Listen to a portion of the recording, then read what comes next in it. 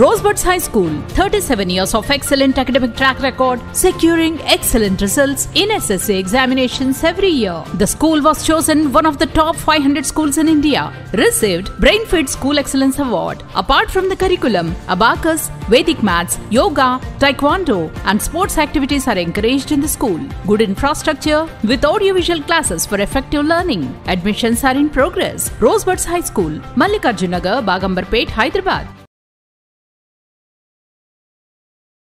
మరి మన తెలంగాణ ముద్దుబిడ్డ అదే రకంగా ఇక్కడ అందరికి మరి పెద్ద దిక్కు ఏ కష్టం వచ్చినా అన్నా అంటే నేను ఉన్నా అని పలికే మా 6 అడుగుల బుల్లెట్ హరీష్ రావు గారిని మాట్లాడాల్సిందిగా కోరుకుంటున్నాను. జై తెలంగాణ, జై తెలంగాణ. కేసీఆర్ గారి నాయకత్వం, కేసీఆర్ గారి నాయకత్వం. జోహార్ జయశంకర్ గారికి, జోహార్ ప్రొఫెసర్ జయశంకర్ గారికి.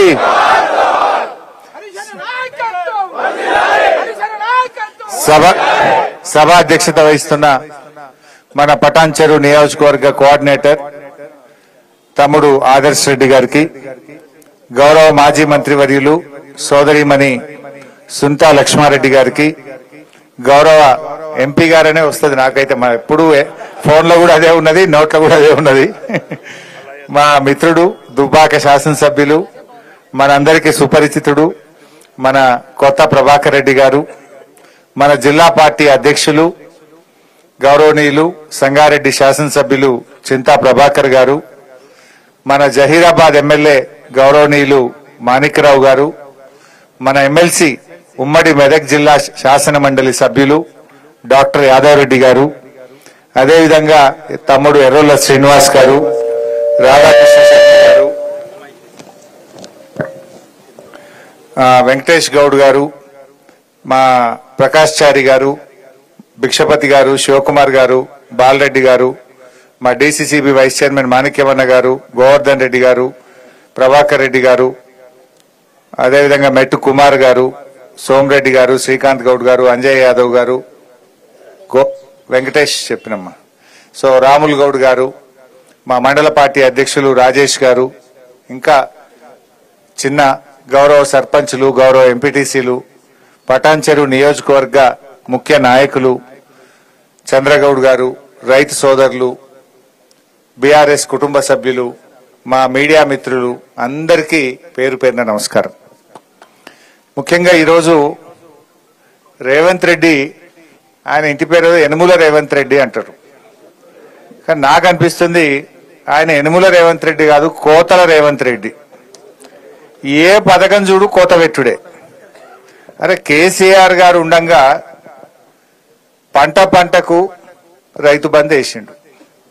నీకు ఓఆర్ఆర్ లోపల ఉంటే అయ్యా, రంగారెడ్డి జిల్లాలకు అయ్యా, మేడ్చల్ జిల్లాలకు బంద్ పెడతా, పటాన్చెరువులకు ఎగబెడతా, ఇట్లా అన్నాడా కేసీఆర్ ఎప్పుడన్నా?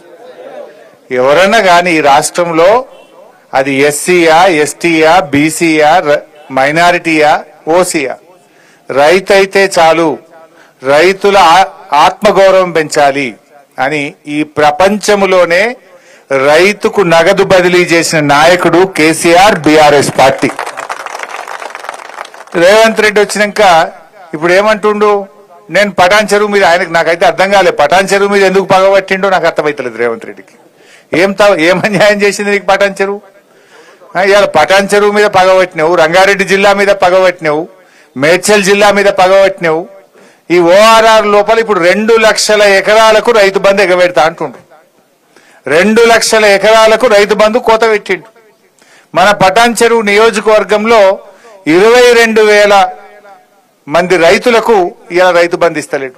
22,000 మంది రైతులకు ఇవాళ రైతు బంధు అని మోసం చేస్తుండ్రు రేవంత్ రెడ్డి. నేను అడుగుతా ఉన్నా, ఏం తప్పు చేసిండు? పంట వంటలేదా? వచ్చి చూడు, మరి నాట్లు వేస్తుందా లేదా, పంటలు వండిస్తుందా లేదా, వచ్చి చూడు.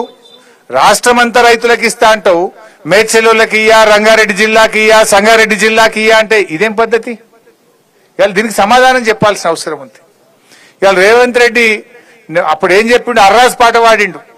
ఏ కేసీఆర్ 10 ఇచ్చిండు, నేను 15,000 ఇస్తా. కేసీఆర్ ₹1,00,000 ఇచ్చిండు, నేను తులం బంగారం కలుపుతా.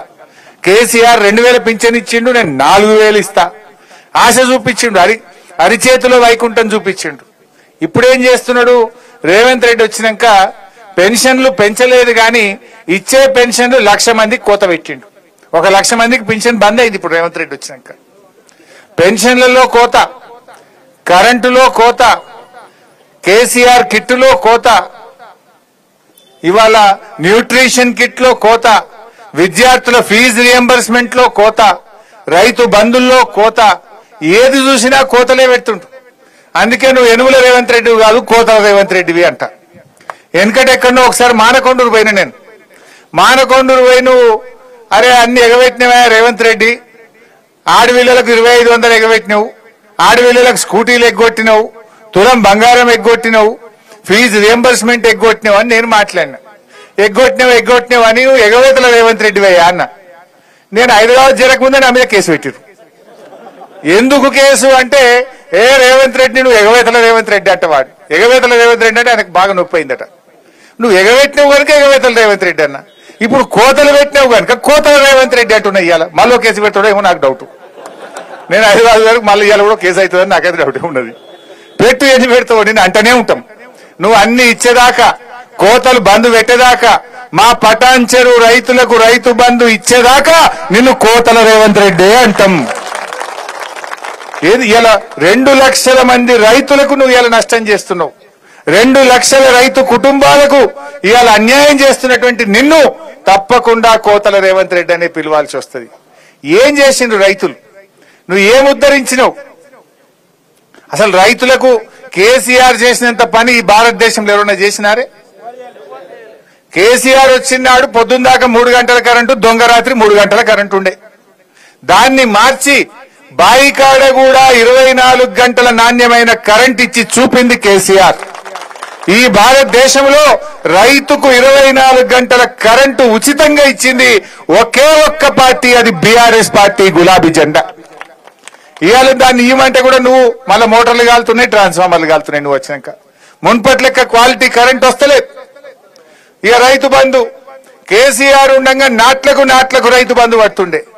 రేవంత్ రెడ్డి వచ్చినాక ఓట్లకు రైతు బంధు పడుతుంది. అవునా కాదా? అప్పుడేమో పార్లమెంట్ ఎలక్షన్లు, ఎంపీ ఎలక్షన్ల ముందు ఒక్కసారి వేసిండు. ఇప్పుడు సర్పంచ్ ఎలక్షన్లు వస్తున్నాయి, జడ్పీటీసీ ఎలక్షన్లు వస్తున్నాయని మళ్ళొక్కసారి ఓట్ల ముందు ఇప్పుడు రైతు బంధు ఎత్తుండు. నడిమిట్ల 2 ఎగ్గొట్టిండా లేదా? పోయిన వానకాలం ఎగ్గొట్టిండు. మొన్నటి యాసంగిలా మండలానికి ఒక్క ఊరికేసిండు, అన్ని ఊర్లు ఎగ్గొట్టిండు. అంటే రేవంత్ రెడ్డి నీ సంగతి అర్థమైపోయింది మా రైతులకు. కేసీఆర్ కరోనా వచ్చినా, కరోనా కష్టకాలంలో ఆదాయం లేకపోయినా ఆనాడు కేసీఆర్ గారు ఎమ్మెల్యేల మంత్రుల జీతాలు బంద్ పెట్టిండు, రైతులకు మాత్రం రైతు బంధే చూపించిండు కేసీఆర్. కానీ నువ్వు ఇవాళ ఓట్లకు రైతు బంధు వేస్తున్నావు. 15,000 ఇస్తా అన్నావు. ఇవాళ నడిమిట్ల 2 రైతు బంధులు ఎగ్గొట్టినావు. 2 రైతు బంధులు అంటే ఒక్కొక్క రైతుకు ఒక్కొక్క ఎకరానికి 12,000 ఇవాళ రేవంత్ రెడ్డి బాకీ ఉన్నాడు.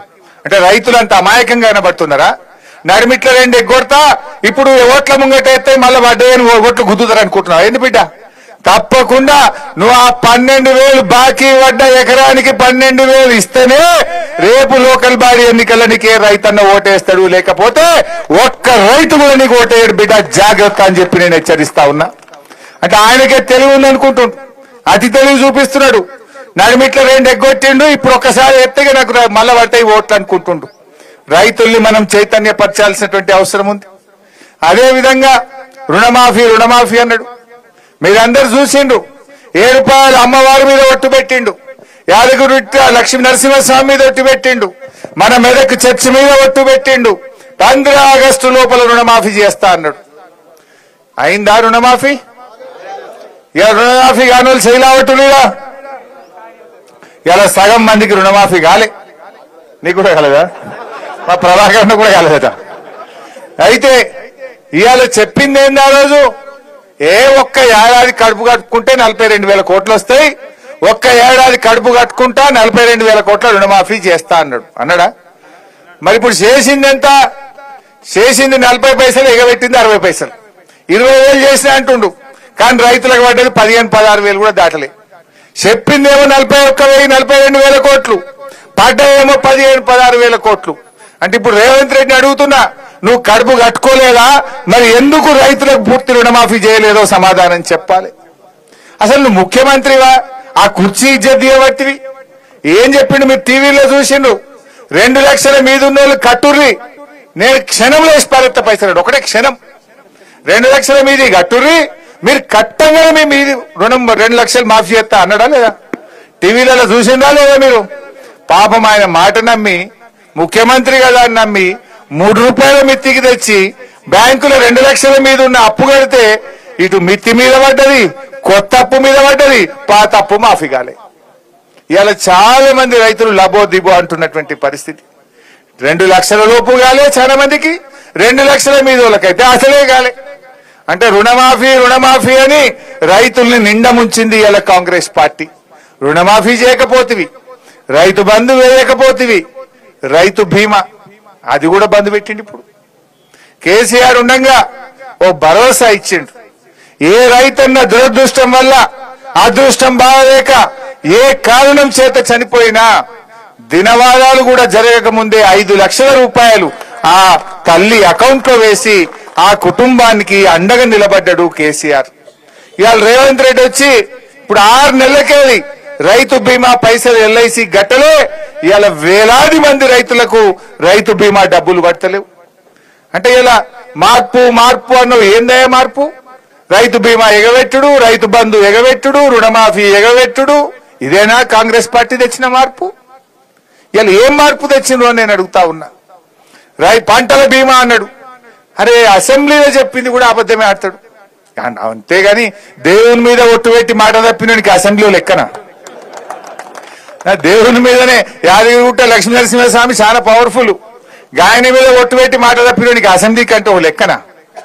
అసెంబ్లీలో చెప్పిండు 2 సార్లు. ఏం చెప్పిండు? బడ్జెట్ ప్రసంగంలో చెప్పిండ్రు, ఈ సంవత్సరం నుంచి రైతులు 1 రూపాయి చెల్లించకుండా పంటల బీమా అమలు చేస్తా అన్నాడు. చెప్పి ఏడాది అయిపోయి ఒక్క రైతుకు అమలు చేసింది లేదు, ఎవరికి 1 రూపాయి వచ్చింది లేదు. పోయిన బడ్జెట్ సెషన్ లో అన్నాడు, మార్చి 31 వరకు యాసంగి పంట రైతు బంధు అందరికి వేసేస్తా అన్నాడు అసెంబ్లీలో. మార్చి వాయే ఇప్పుడు జూలైకి వచ్చే ఆ యాసంగి గోవిందా గోవింద అయిపోయింది. అంటే ఈయన దేవుని మీద ఒట్టు పెట్టి మాట తప్పుతాడు, అసెంబ్లీ మీద ఎల్లవో చెప్పి మాట తప్పుతాడు, ఎలక్షన్ల ముందు చెప్పి మాట తప్పుతాడు. అవేంటియో గ్యారంటీ కార్డులు ఇచ్చిర్రు, బాండ్ పేపర్లు రాసిచ్చి మాట తప్పుతాడు. అబద్ధాల ముఖ్యమంత్రిన ఒక్కటి కూడా నిజం మాట్లాడే పరిస్థితి లేదు. రైతు బీమా ఉత్తదే, పంటల బీమా ఉత్తదే, రుణమాఫీ ఉత్తదే, రైతు బంధుకు రామ్ రామ్. ఏం చేసిండు రైతులకు ఒక్కటి చెప్పండి నాకు. ఈరోజు ఏదన్నా కొత్త తెచ్చినవా? నువ్వు కేసీఆర్ ఇచ్చిన ఎగబెట్టుడు తప్ప, బంధు పెట్టుడు తప్ప, కోతలు పెట్టుడు తప్ప నువ్వు చేసిన ఒక్క మంచి పని రైతులకు చెప్పు. చేసిండు. ఏం చేసిండంటే, మా భూములు గుంజుకోవద్దు, మా భూములు మాకు కావాలంటే లగచర్ల గిరిజన రైతులకు బేడీలేసిండు, జైల్లో పెట్టిండు. మొన్న గద్వాల జిల్లా ధన్వాడలో ఈ ఇథనాల్ ఫ్యాక్టరీ వల్ల మా ప్రాణం దెబ్బతింటది, మా ఆరోగ్యాలు ఖరాబ్ అవుతాయి, ఇథనాల్ ఫ్యాక్టరీ మాకు వద్దు అంటే ఆ పెద్ద ధన్వాడ రైతులకు బేడీలేసి జైల్లో పెట్టిండు రేవంత్ రెడ్డి. అంటే రైతులకు బేడీలేసిన చరిత్ర రేవంత్ రెడ్డిది, రైతులను జైళ్లలో పెట్టిన చరిత్ర రేవంత్ రెడ్డిది. ఇంతకు మించి రైతుల ఆత్మగౌరవాన్ని నువ్వు దెబ్బతీసినావు. దేశానికి అన్నం పెట్టే రైతు చేతులకు బేడీలేసిన రేవంత్ రెడ్డికి ఈ రాష్ట్ర రైతులందరూ కలిసి గుణపాఠం చెప్పాలని చెప్పి నేను ఈరోజు కోరుతా ఉన్నా. ఏ రకంగా మనసు వచ్చింది?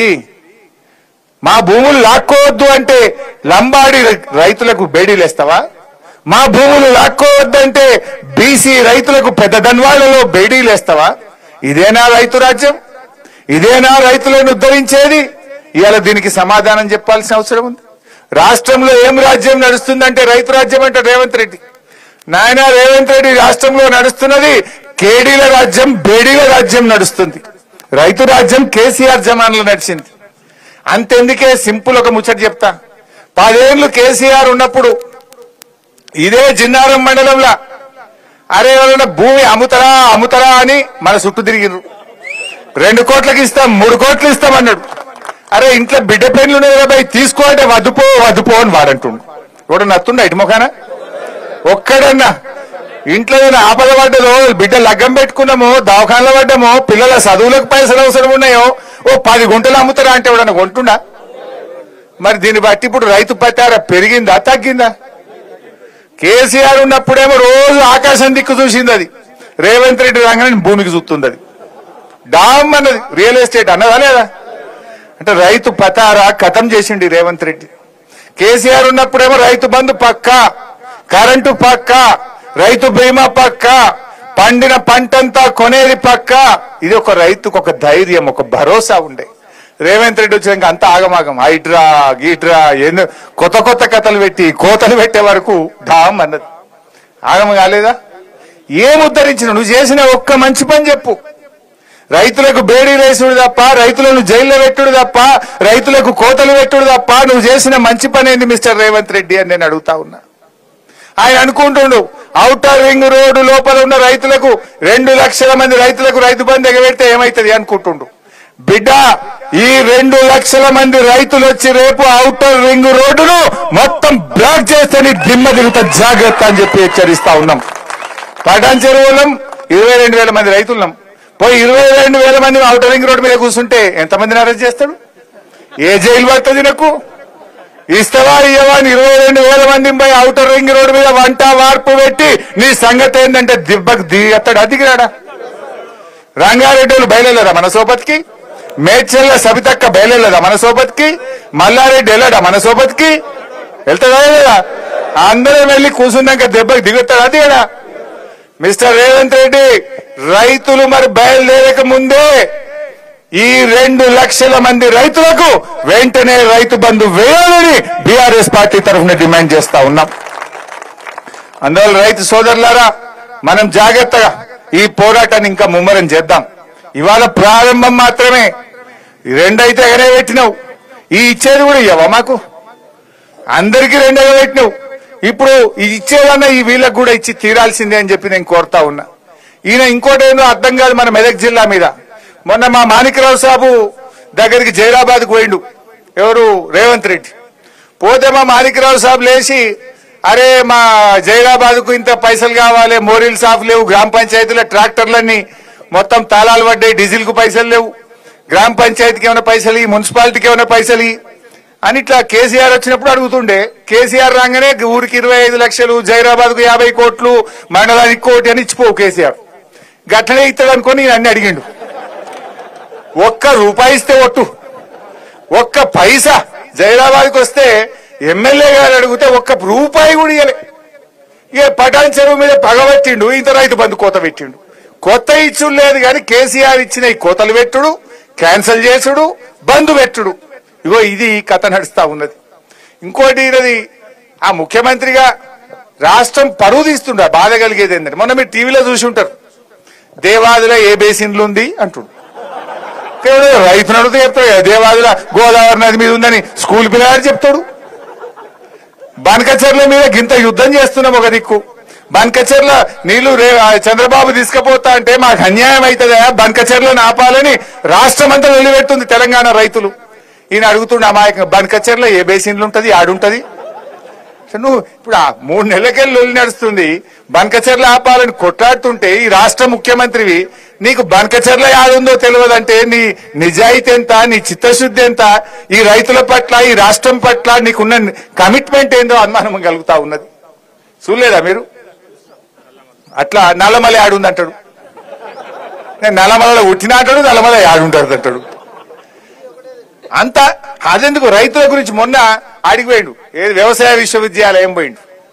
వ్యవసాయ విశ్వవిద్యాలయం పోయి కందులు, పెసర్లు ఇలాంటి అన్ని కూడా మన వాటిని కందులు పెసర్లు ఏమంటామే మనం? పప్పు ధాన్యాలు అంటాం. ఏమంటాం? పప్పు ధాన్యాలు అంటాం. ఈ కొర్రలు, రాగులు, సజ్జలు వీటిని ఏమంటాం? చిరుధాన్యాలు అంటాం. మిలెట్స్ అంటాం. రేవంత్ రెడ్డి ఏమన్నాడు మొన్న? ఆడికి పోయి కందులు, పెసర్లు ఇవన్నీ కూడా మిల్లెట్స్, ఇలాంటి పంటలు బాగా పండించాలి అన్నాడు. ఎవరి ముంగట అన్నాడు? పోయి ఆడ వ్యవసాయ విద్యార్థుల ముందు అన్నాడు. ఆ పిల్లలంతా ఇదేంద్రబాయ్ మిల్లెట్లు అంటే మరి నిన్నదాకా మేము రాగులు, సజ్జలు, కొర్రలని చదువుతుంది ఈయన వచ్చి కందులు పెసర్లు మిల్లెట్లు అంటాడు. ఇదేంద్ర భయాన్ని నెత్తి చేతిలో పెట్టుకున్నారు. ఎక్కడి కథ, ఏం కథ ఇది? పరిశాలిగా ఆగమాగం జగన్నాథం. ఒక్కటన్నా చక్కలేదు. తెలియకపోతే సపరేట్ కూర్చోవాలి. తెలిసినట్టు ఏందో మాట్లాడబోతారు. నీ ఇజ్జత్ పోతావే కానీ రాష్ట్రం పరుగు పోతుంది కదా. తెలంగాణ ముఖ్యమంత్రికి ఏం తెలియదట గిట్లా మాట్లాడుతుండంటే మన ఇజ్జత్ ఏమైనా ఉంటుందా ఈ రాష్ట్రంది? ఈ రకంగా తయారైపోయింది. ఏమన్నంటే తిట్టుడు తప్ప ఇంకోటి తెలియదు. నేను మొన్న ఏదో జ్వరం వచ్చింది పోయి, మనిషికి రోగం రాదా అంటే జ్వరం రాదా? నేను దవాఖానలో పట్టే దాని మీద కూడా మాట్లాడతాడు. ఈయన దవాఖానలో పడ్డాడు అంటాడు, ఈయన ఇంత పొడుగు ఉన్నాడు అంటాడు. నేనేం చేయాలి? దేవుడు నాకు పొడుగు ఇచ్చిండు, నీకు పొడుగు ఇచ్చిండు. నువ్వు తలకాయ కిందికి పెట్టి కాలు మీదకి పెట్టి గుంజినాను పొడుగు కావు. ఊకే నా మీద పడి ఎందుకు ఎడతావా రేవంత్ రెడ్డి? నువ్వు హరీష్ రావు పొడుగు ఉన్నాడు, హరీష్ రావు ఏమో నేనేం చేయాలి భయ్? దేవుడు నాకు పొడుగు ఇచ్చి నీకు పొడుగు ఇచ్చిండు, మరి నా మీద పడి ఎడతాడు ఊకే అంటే ఒక సైకో టైప్ అయిపోయిండు. ఈ రకంగా ఇవాళ ఏమనంటే కేసు ఇవాళ అనవసరంగా మన కౌశిక్ రెడ్డిని అరెస్ట్ చేసిండు. ఆ అరెస్ట్ కూడా ఎట్లా చూసి ఇవాళ శనివారం రేపు ఆదివారం కోర్టు ఉండదు. ఇప్పటికీ 10 సార్లు తిట్టింది కోర్టు. నువ్వు ఈ శుక్రవారం రాత్రి శనివారం పూట అరెస్ట్ చేయకు, నువ్వు కావాలని వేస్తున్నావు బిడ్డ అని హైకోర్టు మొటికాయలు వేసింది పోలీసు వాళ్ళకు. కానీ మళ్ళా చూసి నిన్న శుక్రవారం రాత్రి 12 గంటలకు మన కౌశిక్ రెడ్డి ఎమ్మెల్యేని అరెస్ట్ చేసిండు. ఏం చేసిండు కౌశిక్ రెడ్డి? రేవంత్ రెడ్డి తప్పులను ఎత్తి చూపిండు, గట్టిగా మాట్లాడిండు, పోరాడిండు. బీఆర్ఎస్ ఎమ్మెల్యేలను గుంజుకుంటే వాళ్ళ మీద గట్టిగా పోరాటం చేసిండు. బిడ్డ రాజీనామా చేయండి రాబాయ్ అని కొట్లాడిండు. ఆ కౌశిక్ రెడ్డి గట్టిగా అడుగుతుండని ఆయన మీద పగబట్టి నిన్న రాత్రి 12 గంటలకు దొంగ కేసు పెట్టి, ఫాల్తు కేసుల అన్యాయమైన సెక్షన్లు, నాన్ బౌలబుల్ సెక్షన్లు పెట్టి ఇవాళ ఆయనను అరెస్ట్ చేసి జైల్లో పెట్టిండు. ఏమైనా మర్డర్ చేసిండా? ఎవరినైనా చంపిండా? ఏమైనా మోసం చేసిండా? ఇవాళ ఒక ఫాల్తు కేసులో, అక్రమ కేసులో ఇరికిచ్చి ఇవాళ ఆయనను జైల్లో పెట్టే ప్రయత్నం చేస్తాడు. మొన్న మన కేటీఆర్ గారిని రాష్ట్రం యొక్క గౌరవం పెంచితే, రాష్ట్రం ప్రతిష్ట పెంచితే ఈ కార్ రేసింగ్ ప్రపంచమంతా హైదరాబాద్ దిక్కు చూసేట్టు కేటీఆర్ చేస్తే ఆయన మీద కేసు పెట్టి సతాయించే కార్యక్రమం చేస్తుంటాడు. కేసీఆర్ ను కమిషన్ ముందుకు పిలిపిస్తుంటాడు. ఇంక తప్ప ఇంకో పని రాదా నీకు? పాలన లేదు. ఎంతసేపు ప్రతిపక్షాల మీద పగబట్టుడు, కేసులు పెట్టుడు, రైతులను జైలు వేసుడు, రైతులకు బేడీలు పెట్టుడు, ఇది తప్ప నువ్వు చేసిన ఒక మంచి పని ఏమైనా ఉందా? అందాల పోటీలను పెట్టినావు. అసలు ఈ ఒక విషయం తెలవాలి మీకు. ఈ కార్ రేసింగ్ ఏమో అన్ని రాష్ట్రాలు పోటీ పడ్డాయి. మహారాష్ట్ర ముఖ్యమంత్రి షిండే అరే ఇది మా బాంబేలో పెట్టాం ఈ కార్ రేసింగ్, మా దగ్గరికే రావాలని ఆయన అడిగిండు. గుజరాత్ ముఖ్యమంత్రి మా దగ్గర రావాలని అడిగిండు. బెంగళూరు ముఖ్యమంత్రి మా దగ్గర రావాలని అడిగిండు. అందరినీ కాదని పోటీ పడి కేటీఆర్ గారు దాన్ని హైదరాబాద్ కు తెచ్చిండు. ఈ అందాల పోటీ ఎవడు మాకొద్దన్నాడు. ఇది మేం చేయమంటే మేం చేయమంటే ఎవరు చేయమంటే రేవంత్ రెడ్డి దిక్కైండు. దాన్ని తెచ్చి నేనేందో ఉద్ధరిస్తా అంటే మొత్తం ఇజ్జత్ పోయింది రాష్ట్రంది. ఏమైందో మీకు తెలుసు కదా. దాని ఏదో దాచిపెట్టుండు. దాని మీద 3 మహిళా పోలీస్ అధికారులతో కమిటీ చేసిండ్రు. సీసీ ఫుటేజ్ అంతా ఎత్తికిండ్రు. రేవంత్ రెడ్డి చుట్టూ ఉండే 2 నాయకులే ఆ మిస్ ఇంగ్లాండ్ పట్ల మిస్బిహేవ్ చేస్తే ఆమె తిట్టి పోటీలో నుంచి విరమించుకొని ఇంగ్లాండ్ కి వెళ్లిపోవడం. ఈ రాష్ట్రం పరువు తీసిండు రేవంత్ రెడ్డి, దేశం పరువు తీసిండు ఇవాళ రేవంత్ రెడ్డి గారు. నువ్వు చేసిన ఉద్దారకం ఏంటంటే ఇజ్జత్ తీసుడు తప్ప చేసింది ఏం లేదు. మిల్లెట్స్ కు పప్పు ధాన్యాలకు తేడా తెలియదు, దేవాలయ ఏ బేసిన్ లో ఉందో తెలియదు, అందాల పోటీలు పెట్టి ఇట్లా ఇజ్జత్ తీస్తేవి. ఏంది నువ్వు చేసింది? ఇవన్నీ కూడా మనకు తెలుస్తలేవా? కానీ ఇక్కడ ఒక్కటి మాత్రం అర్థమైంది. నిన్న మొన్న ఈ రాష్ట్రంలో ఏ సర్వేలు చూసినా కూడా అందరూ మళ్ళా కేసీఆర్ రావాలి, గాయననే మంచిగా ఉన్నాడు అనేటువంటి మాట వచ్చింది. రేవంత్ రెడ్డి కూడా చెప్పకనే చెప్తాడు. నిన్న ఢిల్లీలో ఏదో చిట్ చాట్ పెట్టిండు. అట్లా అంటాడు, బీఆర్ఎస్ ఎక్కడుంది భయ్ అంటాడు, బీఆర్ఎస్ పైన అయిపోయింది అంటాడు, బీఆర్ఎస్ లేనే లేదు అంటాడు. కానీ కళ్ళు మూస్తే కేసీఆర్ యాదికత్తాడు, కళ్ళు తెరితే కేసీఆర్ యాదికత్తాడు. అసలు రేవంత్ రెడ్డి మైకి ముంగ నిలబడితే కేసీఆర్ ముచ్చట తీయకుండా ఉపన్యాసం ఉంటుందా? బీఆర్ఎస్ లో దలవకుండా ఆయన మాట మాట్లాడతాడా? మరి అయిపోయిందంటే ఎందుకు ఊకెదలుతున్నాను? ఎందుకు నీకు అంత భయం పట్టుకున్నది? ఆయనకు తెలుసు ఖచ్చితంగా మళ్ళా వచ్చేది గులాబీ జెండే బీఆర్ఎస్ పార్టీ అని ఆయనకు అర్థమైంది. ఆయన మనం తిట్టకుండా ఎప్పుడైనా మాట్లాడతాడా? అసలు చక్కగా ఒక పాలసీ మీదనో, ఒక మంచి పని మీదనో, ఒక ముఖ్యమంత్రిగా ఒక విధానం మీదనో ఎన్నడన్నా ఒక్కనాడు మాట్లాడతాడే? తిట్టుడు తప్ప కేసీఆర్ ను గెలవకుండా ఆయన ఎప్పుడన్నా మాట్లాడతాడా అని నేను అడుగుతా ఉన్నా. ఆయన మనకు అర్థమైపోయింది. మనకు ఎవరో చెప్పాల్సిన అవసరం లేదు. రేవంత్ రెడ్డికే నిద్రలో కూడా కేసీఆర్ బీఆర్ఎస్ పార్టీ యాదికి వస్తుంది ఆయనకు. అంటే మళ్ళీ వచ్చేది బీఆర్ఎస్ పార్టీ. మీ ఊర్లలో చూడండి, ఇప్పుడు మొన్న నాకు ప్రభాకర్ వీళ్ళు చెప్తుండే, మా గోవర్ధన్, చాలా ఊర్లలో ట్రాక్టర్లలో డీజిల్ కు పైసలు లేక జాకీలు ఎక్కిచ్చిరట. కేసీఆర్ ఉండగానే రోజు ట్రాక్టర్ వచ్చి చెత్త తీసుకుపోతుండే. రోజు చెత్త తీసుకుపోయి గ్రామాలు శుభ్రంగా చేసిండు. ప్రతి ఊరికి వైకుంఠధామము, dump yard, tractor, trolley, tanker, అన్ని ఊర్లలో బ్రహ్మాండమైన చెట్లు, నర్సరీ మనం చేసినాం.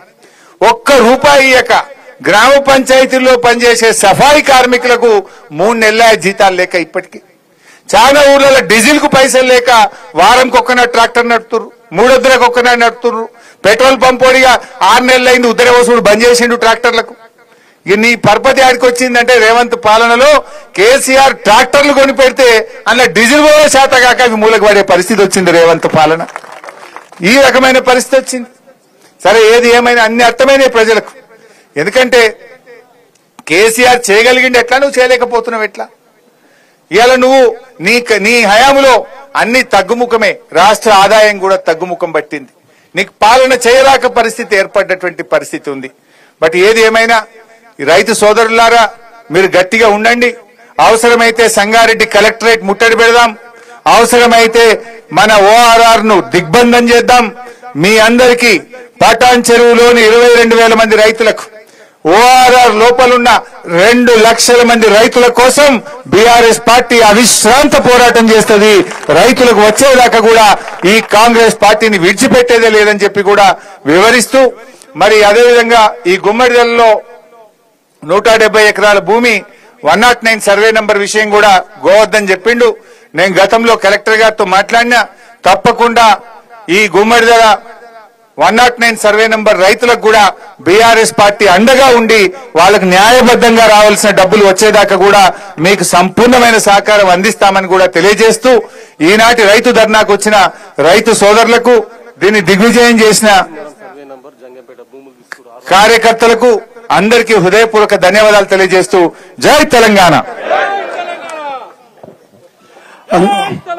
అందరికి సబ్స్టేషన్ ఆపోజిట్ ఉన్న ఫంక్షన్ హాల్ NRS గార్డెన్స్ లో భోజనాలు ఉన్నాయి. ప్లీజ్ అందరూ భోజనం చేసుకోవాలని చెప్పి కోరుకుంటున్నాం.